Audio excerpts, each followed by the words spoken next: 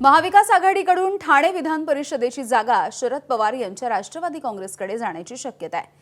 शरद पवार यांच्या राष्ट्रवादीकडून नगरसेवक अभिजित पवार यांना उमेदवारी मिळणार असल्याची माहिती सूत्रांनी दिली। तर महायुतीकडून शिवसेनेच्या रवींद्र फाटक यांच्या नावाची चर्चा आहे। त्यामुळे ठाणे विधान परिषदेमध्ये महाविकास आघाडीचे अभिजित पवार विरुद्ध महायुतीचे रवींद्र फाटक अशी लढत होण्याची शक्यता आहे।